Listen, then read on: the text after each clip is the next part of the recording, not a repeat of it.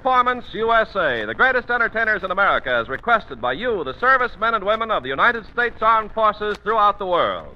Command Performance, presented this week and every week till it's over there.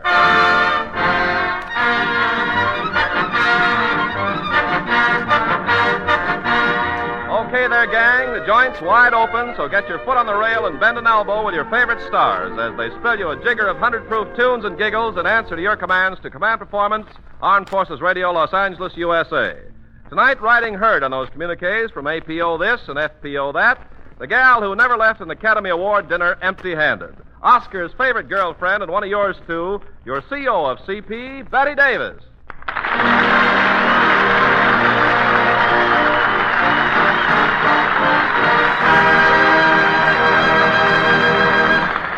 Thank you, Ken Carpenter, and hello, men. It's nice being here. Excuse me, Betty, we forgot to tell you something. Forgot something? What? Well, you see, a gang of guys in New Guinea said, what's Bob Hope got that Bette Davis hasn't got? The answer to that is jokes, but why bring it up? Well, no reason, I guess, except they want you to start off Command Performance a la Bob Hope. Well, if they ask for it, at least I can try it. Thank you, Ken Carpenter. Hello, fellas. This is Bette Davis, Command Performance Davis. Telling all you GIs, whether you're in the North or South, there's nothing as delightful as a good paste in the mouth. Yes, sir, I just got back from San Diego. I never saw so many P-38s. You know what a P-38 is? That's Crosby's stork with two tails. Crosby, you all know Crosby, the pumped-up Sinatra. Next week, Bob Hope imitating Bette Davis, and let's hope Hope does Davis better than Davis does Hope. Well, men, Command Performance gets a good many letters that say, send us the voice of Marilyn Maxwell. We even got a note from Welcher Nelsberg, the alfalfa and motorcycle king. And they say with each and every photograph of Marilyn, please include 4 pins. Ah, yes, these women are really causing a pin shortage in the USA. Men, Marilyn Maxwell.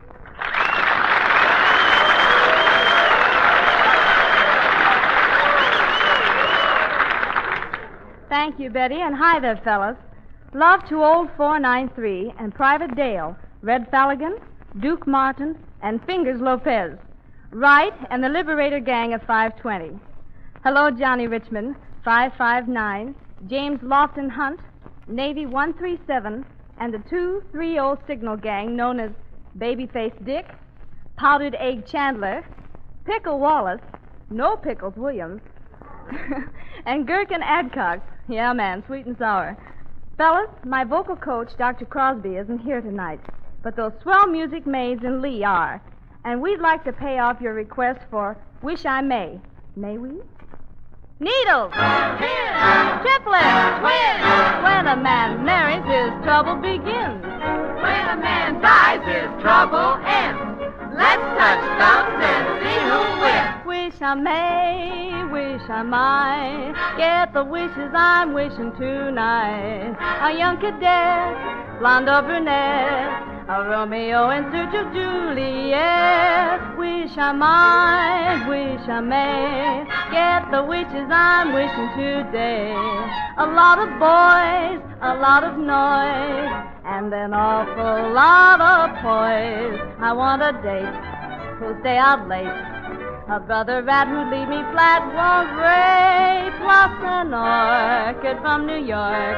A raft of taffeta will be round me, scads of lads will hound me, and they will cheer for the belle of the brawl of the year. So hold me close and hug me tight, 'cause that's a wish I may, I might.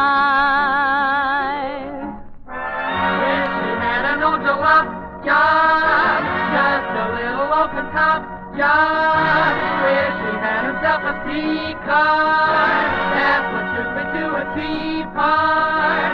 He could take a drag a driving, and I would get the wish I wish tonight. I wish I may. Wish she'd send a dozen roses. I wish I might. Wish I had the proper clothes. I wish I may. Wish I had a slinky hairdo. I I wish I might. Wish my evening gown was bare too. I wish I may. I would knock their little eyes out, and I would get the wish I wish tonight. Wish we didn't have a chaperone. Wish we had a chance to be all alone. We could slip away and tell jokes and drink Coke, but we're afraid the Prof would never condone it, so we wish we may, we wish we might.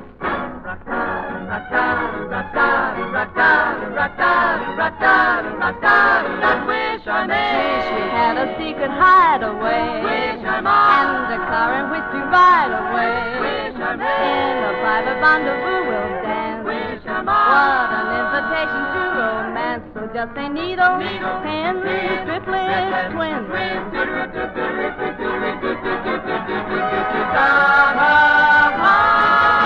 Give a yell, give a cheer, for the belle of the brawl of the year. So hold me close and hug me tight. That's the wish I wish I may. I might.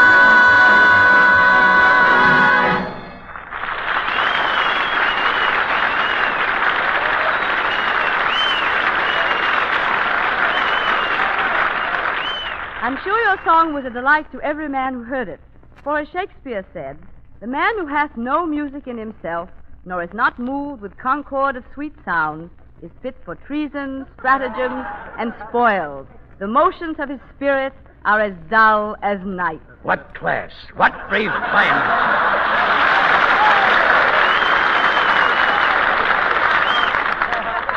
Miss David, you are indeed a cultured tomato.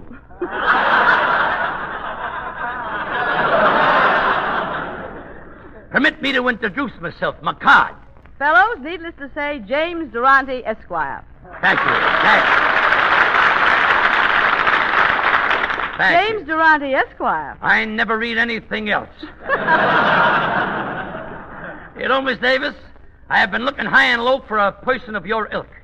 I could not help but notice the charm, refinement, and breeding pour out of you like sweat off a horse's neck. You're trying to turn my head, Mr. Durante. Au contraire, ma petite. Note that my Spanish is impeccable. I was about to mention it if you hadn't. But you still haven't explained why you've been looking for a person of my ilk. Because you, dear lady, are a member of the social set in Hollywood. And I wish to mingle with the blue buds, you know, the hoi polloi. I see. In other words, you're a social climber. Precisely why I am here. But despite my Harvard accent, my savoir-faire, and Iturbi, not to mention my esprit de corps and Chanel No. 5,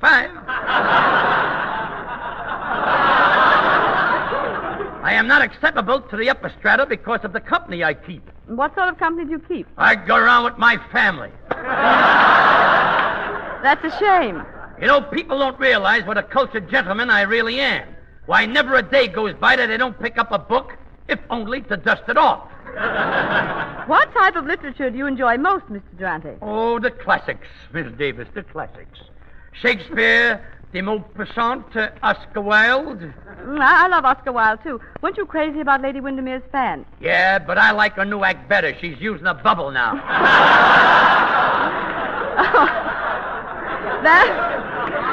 That must be fetching. But to return to your social problem, Mr. Durante, just how do you propose to solve it? I have a sensational idea, Miss Davis. In order to introduce myself to society, I am planning an exclusive lawn party at my palatial motel.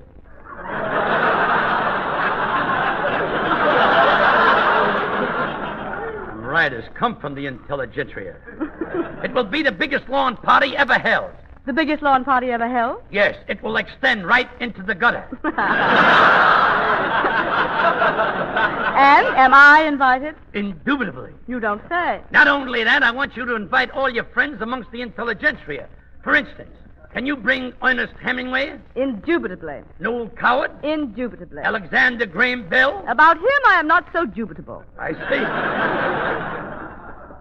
Splendid education, this girl. Well, Wellesley 32, and you? Durante 49. But to get back to my party, Miss Davis, it will indeed be a gala affair. Do say you'll come. Oh, delighted, Mr. Durante. Shall I dress? Naturally, we don't want the cops. No. Oh, no. No, I meant, will it be formal? Very formal. Wear your slacks. All right, I shall. Pray do. You know, Miss Davis, you'll love the people at the party. They're just your set.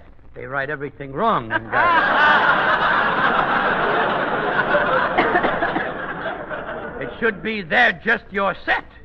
You know Barbara Hutton, of course. Oh, yes, will she be there? No, but there'll be several girls from her store.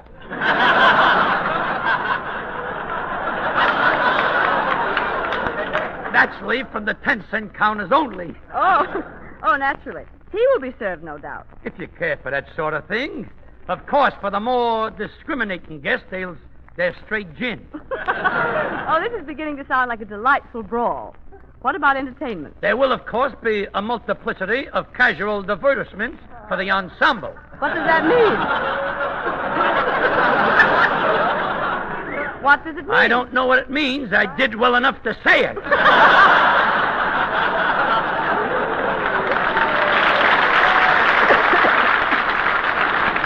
But to tell the truth, I'm a little short on talent for the party. I thought I'd come here and sniff around for some. Well, you have you have the equipment for it. A delightful crib, Miss Davis. Mr. Durante, you mentioned talent for your party.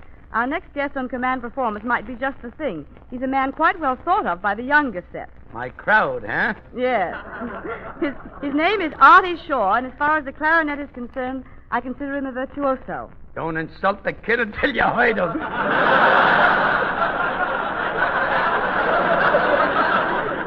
My apologies. Tell her who? Naturally. But let's let Artie speak for himself. Fellows, that grand band leader and artist, ex-Navy bandmaster, Arti Shaw.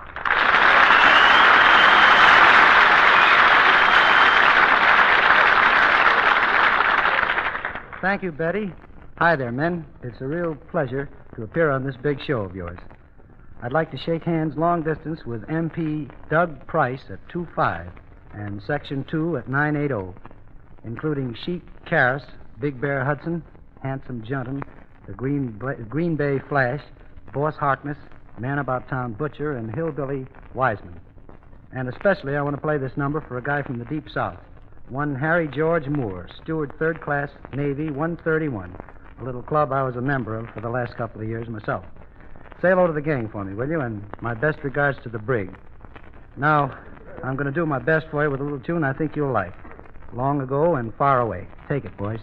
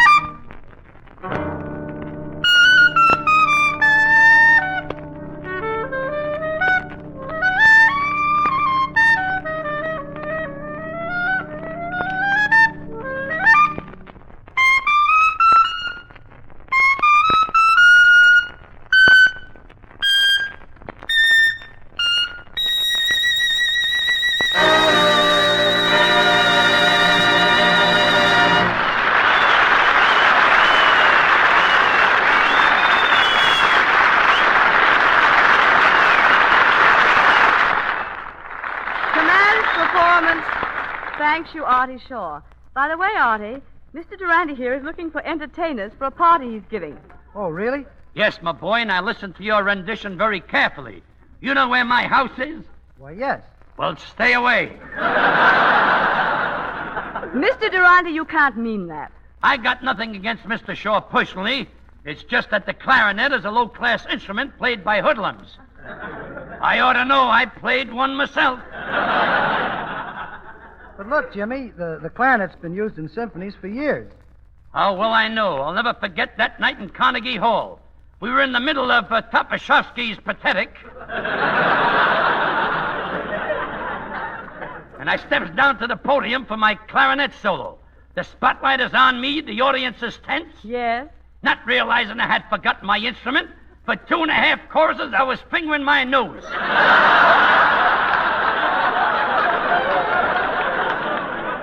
It must have been a long solo. I didn't think that was a joke, or you wouldn't have had that, Miss Davis. You can't say that line. However, that is neither flotsam nor jetsam. I'll give you an idea what kind of entertainment I want at the party. Something classical, like this. Major, 8 to the Oak League. Are you ready? Hit it. Now, secreting my favorite diversion last night and feeling in the pink, I steps into my plush upholstered hansom. With my 2 footmen commanding the poop deck and my Arabian steeds going at a gentle trot, we approaches the theater marquee. And what happens? The red carpet is rolled out. My 2 footmen descend from the poop deck. They open the door and I steps out. Looking up from the gutter, I said, "Who told you to remove the running board?"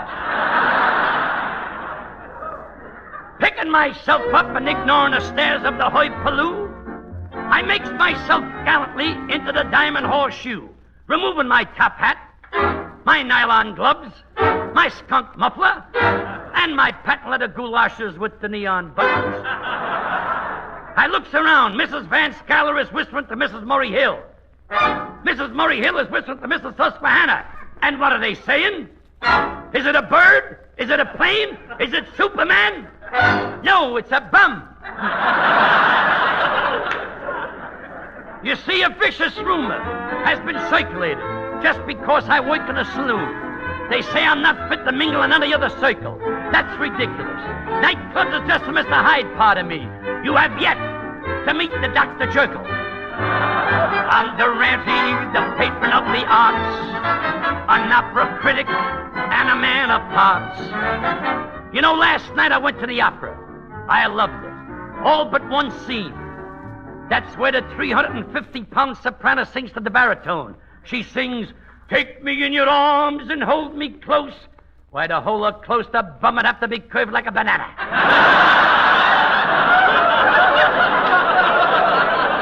Those opera lovers all rave at Handel's Largo. Why, I've heard better music written by Umbriaco. Now, what I say may sound absurd, but believe me, it's true. I've seen every opera, and I'll name them for you. Tales of the Vienna Rolls, Madame Buttermilk, the sextet from Lychee Nuts, and the quartet from Rigor Mortis. I could go on for days. I coach sopranos and tenors in their parts, 'cause I'm Durante, the patron of the arts. Now, just the other day, they held a meeting at the Metropolitan in the cellar. They says, "Jimmy, we're in a hole. You gotta help us out." Stepping up on a soapbox, left over from La Boheme, I said, "Gentlemen, let's analyze this. Now take Romeo and Juliet. Romeo has to leave Juliet. But does he say shoo-shoo, baby? No. In opera, he says, I have but a moment to spend with you. A moment, my dear, to spend with you. A moment to spend, a moment to spend, a moment, a moment, a moment, a moment, a moment, a moment, a moment, a moment. He's got 1 moment to spend. He's taken 3 hours to tell her about it. That bum is making a federal case out of it. Then she says, I will give you a kiss, my love, a burning kiss upon the lips. A burning kiss, a kiss, a kiss, a kiss upon the lips, a burning kiss, a kiss, a kiss upon the lips, upon the kiss. By the time he's ready to kiss her, the fire's out. And I said to the committee, there's only one way to save the opera. Get yourself new lyrics that have class and renown. Like Pistol Packin' Mama, lay that pistol down. They all gave thanks from the bottom of their hearts to Durante, the patron of the arts, a connoisseur. Durante, the patron of the arts.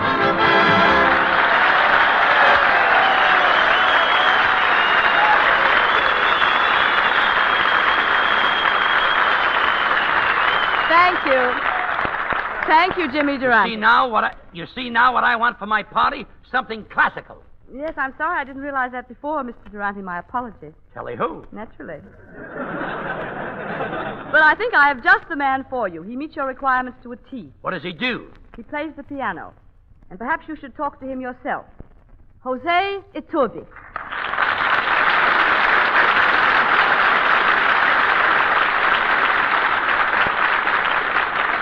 Jose Iturbi, I'd like you to meet Jimmy Durante.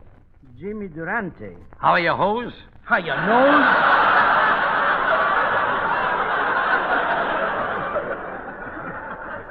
He's speaking pure Castile. So this kid is a piano player, huh, Miss Davis? Who did he play with? Well, he's played with the Moscow Symphony, the Paris Conservatory, the New York Philharmonic with Leopold Stokowski, the Thomas Beecham and Kusevitsky. Can't hold a job very long, huh? Are you looking for a pianist, Mr. Durante? Yeah, but I don't think you'll do, kiddo. I gotta have a guy who can read music. But I do read music. Don't you understand? I want a classicist. If I hired you, would I be true to the great masters? Would Mendelssohn like it? Would Mendel's daughter like it? Would Mendel himself like it? Jimmy, for your information, Mr. Iturbi happens to be a musician of some renown. Well, I'll tell you, Joey's. If you're as good as Miss Davis says, maybe I can use you at that. Mm-hmm. Will I receive any recompense for my services? No, just money. How much do you get for a night? Well, about $3,000. I see you work over scale. Get a load of them musicians laughing. $3,000, huh? I wasn't prepared to pay quite that much. How much did you have in mind? Well, about 3.5. Well, I will have to think it over. But meanwhile, if I don't get in touch with you, by all means, don't get in touch with me. Let's not be too hasty, Jose. Besides $1.50, you can pick up a few bucks more in tips. You mean they tip the piano player? No, Jose. But you're going to be a waiter, too. But wait a minute. I'm not making any rash promises until I see what you can do. Well, I think you'd be fairly safe without auditioning, Mr. Iturbi. I can't take a chance. Miss Davis, I got the music here for a piano duet. A duet? Yeah, that's when two people play. They call it a duet. You got your part? You know them little black things that you see there are notes. This one is moving. That one is moving, huh? Yes. That's something else again. Brush it off. Now, Jose, you just wait a minute and I'll take the beginning.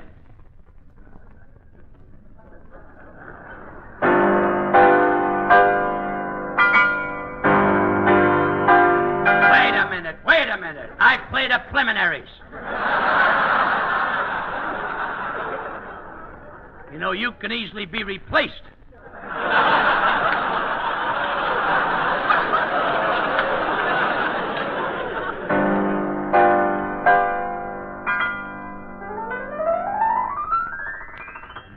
I wouldn't do that if I was you, stranger.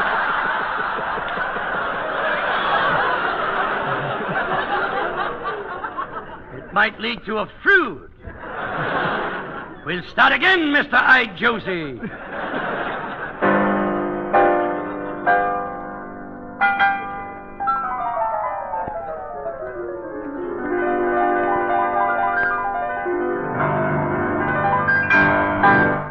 Now, just what did you accomplish by that?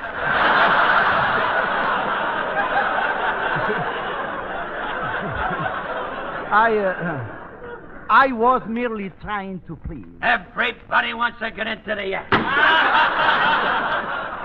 Well, Jimmy, possibly Mr. Iturbi felt a little uncomfortable playing a duet with such a great artist. Maybe he'd rather play a solo. Solo? Yes, that's when one person plays. They call it a solo. Okay, let the big show-off play. All I can say is I face these next few minutes with foreboding. I'm going to go looking for foreboding. I'll be back in a minute. I'm sorry, Mr. Iturbi. Qua Mr. Durante's fears. What's your command performance for tonight? The boys have asked me to play Waltz in E minor by Chopin.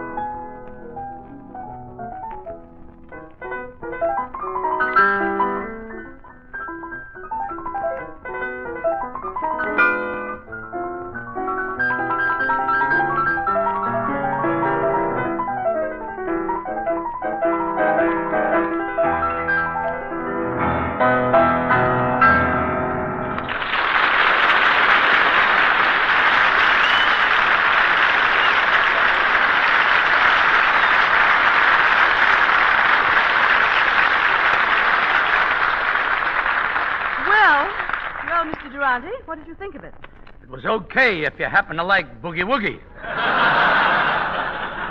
Thank you very much, Mr. Durante. That's okay.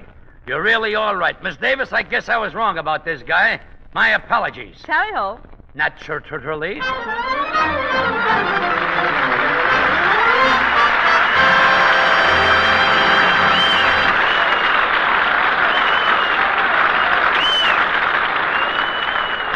Well, ma'am, as they say down in the Big Smoky Mountains, there aren't nary a drap left in the old jug. It's so plumb empty that it's drier inside than it is out.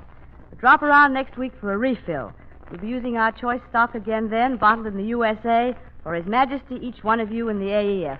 Thanks very much from all of us over here, and this is Bette Davis speaking for the gang on Command Performance, sending love and good luck to all of you over there.